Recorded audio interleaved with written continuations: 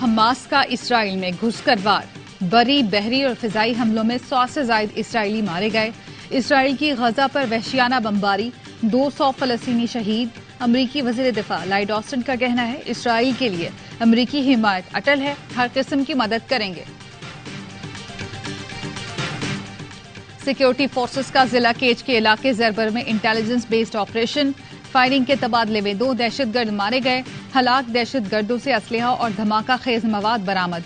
हलाक दहशतगर्द सिक्योरिटी इदारों और शहरियों पर हमलों में मुलव्विस थे। इलाके में मुमकिना दहशतगर्दों के खात्मे के लिए कार्रवाई जारी है। और जनूबी अफ्रीका ने श्रीलंका को 102 रन से हरा दिया। 429 रन के ताकुब में आइलैंडर्स 326 पर ऑल आउट हुए। वर्ल्ड कप के तमाम मैचेस देखिए ए स्पोर्ट्स पर बराह रास्त। मशरक़े वुस्ता का हल खुद मुख्तार फलस्तीन में पोशीदा है। निगरां वजीर आजम अनवारुल हक काकर कहते हैं, 1967 से पहले की सरहदों की बुनियाद पर खुद मुख्तार फलस्तीनी रियासत कायम की जाए, अल-कुद्स को दारुल हुकूमत बनाया जाए। साबिक वजीर आजम शहबाज शरीफ का इजहार तशवीश, कहा सूरत हाल मशरक़े वुस्ता और पूरी दुनिया के अमन के लिए संगीन खतरा है। पाकिस्तान मजलूम फलस्तीनियों के हक़ खुद इरादियत का हामी है। बिलावल भुट्टो कहते हैं, वजीर खारजा की हैसियत से फलस्तीन के लिए आवाज बुलंद की। पाकिस्तानी अवाम हमेशा से फलस्तीनियों के साथ हैं। साबिक सदर आसिफ जरदारी का फलस्तीनी अवाम से यकजहती का इजहार, कहा हमदर्दियां और दुआएं फलस्तीनी अवाम के साथ हैं। अमीर जमात इस्लामी सिराजुल हक ने ट्वीट किया, मज़ाहमत जिंदाबाद, फलस्तीन जिंदाबाद।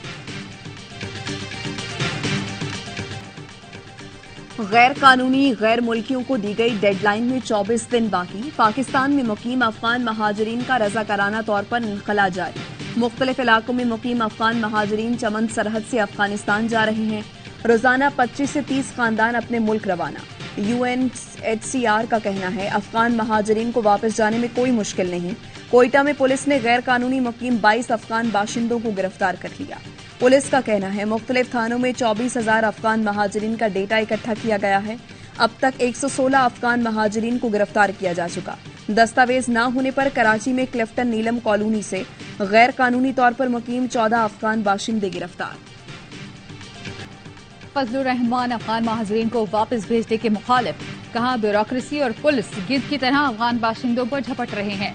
क्या पाकिस्तान में सिर्फ पश्तून गैर कानूनी तौर पर मुकीम हैं? एक मेहमान को घर में रखा और फिर उसको लात मारकर घर से निकाल दिया तो क्या होगा? अफगानिस्तान और पाकिस्तान के दरमियान 2 तरफा कमीशन कायम किया जाए। बोले, मेरा मुखालिफ कैद में हो और मैं उसके खिलाफ जलसे करूं तो मजा नहीं आएगा। चाहता हूं जिससे जंग लड़ूं उसके हाथ खुले हों। डिप्लोमेट ने कहा, चेयरमैन PTI की गिरफ्तारी पर तशवीश है।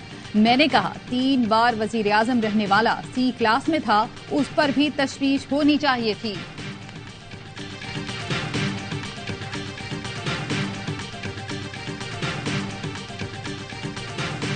2017 और 18 के वाकयात को तारीख के हवाले कर देते हैं। अब नवाज शरीफ चौथी बार वजीर आजम बनेंगे और मसाइल हल होंगे।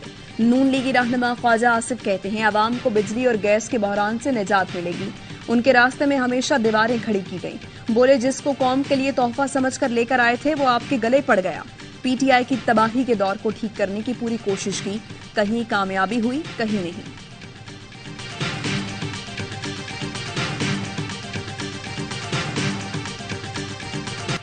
नेशनल पार्टी के सेनेटर ताहिर बजिंजो का जल्द शफाफ इंतखाबात का मुतालबा। ARY न्यूज को इंटरव्यू में कहा, कोई माने या ना माने, PTI बड़ी जमात है। PTI को इलेक्शन में हिस्सा लेने का मसावी मौका मिलना चाहिए। इत्तेहादी हुकूमत को कहता रहा, इंतकामी सियासत तर्क कर दें। निजी यूनिवर्सिटीज के बिलों की मंजूरी में बहुत माल बनाया गया। 2.5 अरब रुपए के सरकारी इश्तहारात की मद में गबन का इल्जाम। एंटी करप्शन पंजाब का साबिक वजीर आला परवेज इलाही और मोनिस इलाही के खिलाफ घेरा तंग। DGPR दफ्तर पर छापा, एक मुलाजिम को हिरासत में ले लिया, दीगर 10 मुलाजमीन को तलबी के नोटिस जारी। परवेज इलाही और मोनिस इलाही के खिलाफ वादा माफ गवाह की तलाश। सरकारी मुलाजिम अफराज अहमद स्कैंडल का मरकजी मुलजिम करार।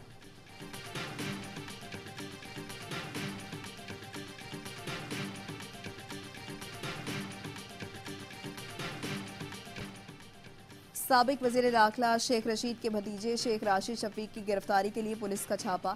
शेख राशिद शफीक कहते हैं, सराफा बाजार में आबाई घर पर सुबह 4 बजे पुलिस ने छापा मारा। पंजाब पुलिस और एलीट फोर्स की नफरी दरवाजा तोड़कर घर में दाखिल हुई। मुलाजमीन को साथ ले गए, जिन्हें तशद्दुद और पूछगछ के बाद छोड़ दिया गया।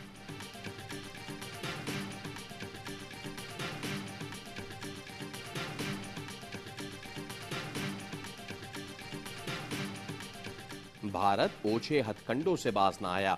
पाकिस्तानी प्रेजेंटर जैनब अब्बास के खिलाफ झूठा प्रोपेगेंडा शुरू कर दिया। भारतीय वकील ने साइबर क्राइम में जैनब के खिलाफ शिकायत दर्ज करा दी।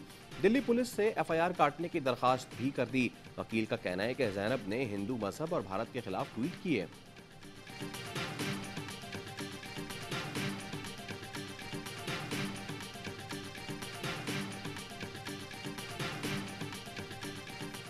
भारतीय पुलिस को वर्ल्ड कप से मुताल्लिक धमकी आमेज ईमेल मौसूल। भारतीय पुलिस के मुताबिक भारतीय वज़ीर आज़म और अहमदाबाद में नरेंद्र मोदी स्टेडियम को बम से उड़ाने की धमकी मिली।